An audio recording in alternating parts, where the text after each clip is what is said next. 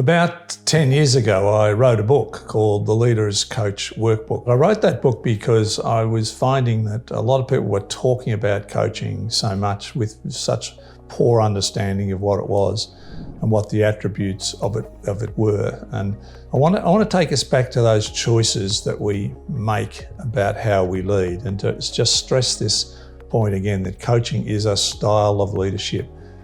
We can get really overblown about this. It's one choice you make, and it's there principally for the development of others.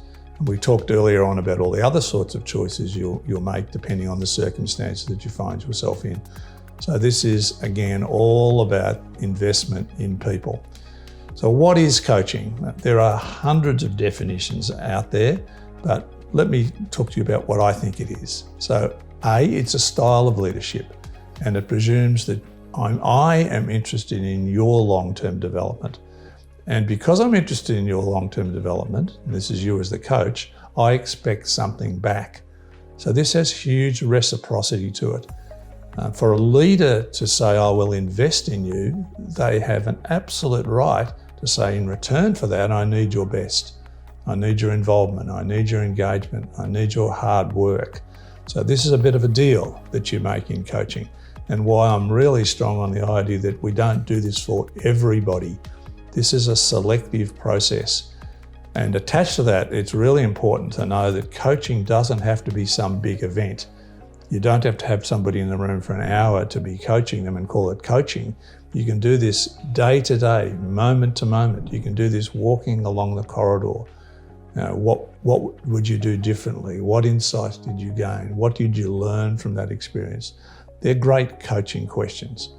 But in its development, you need to be thoughtful. It's about facilitation. You're facilitating a dialogue. It's highly collaborative. It's action-oriented. If it's not action-oriented, you're just having a chat. And keep that in mind. If you're not getting an outcome from it, an action is reflected in behaviour change. If you're not getting an action outcome, you're just having a chat.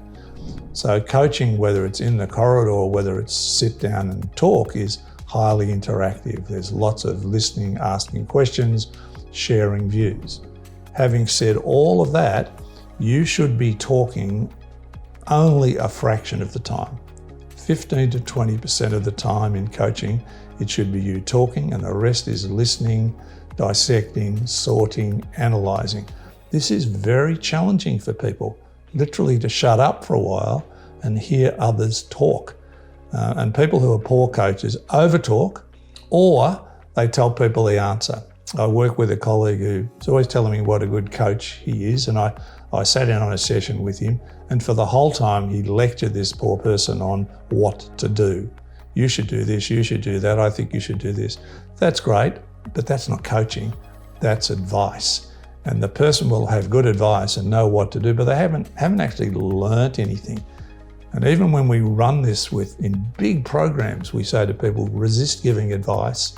I can guarantee you that in the first 10 minutes, a third of people in the room will be doing that.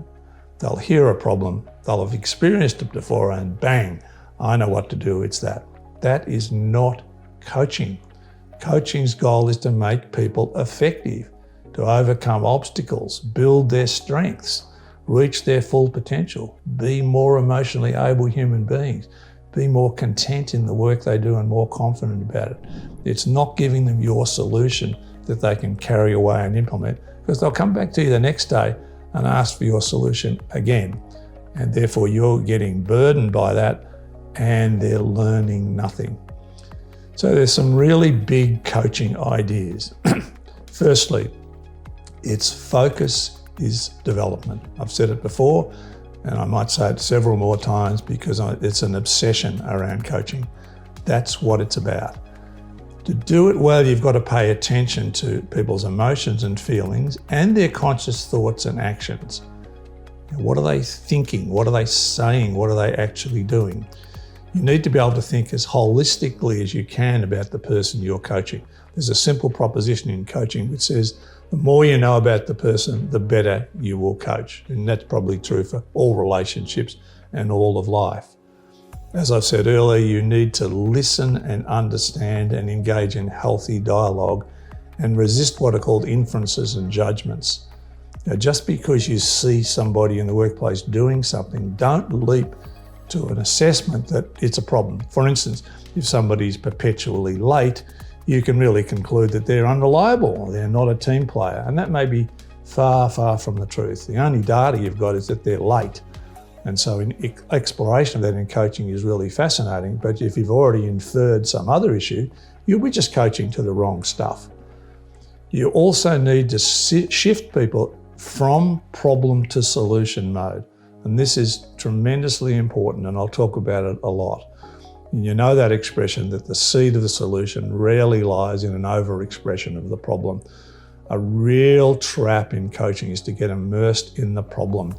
And I have a bit of a rule of thumb. I very rarely, if ever, ask why, because I almost always regret it, because people will tell you forever why. That is, they're dissecting the problem. Then when I have to move to the solution, I've got so much data, I feel like I'm in a room full of flip charts. So solution focus, and we'll talk about that expressly. And what's a solution? Well, that solution is only evident in behaviour and action. There's no other solution. So success in coaching is expressed and only expressed in action.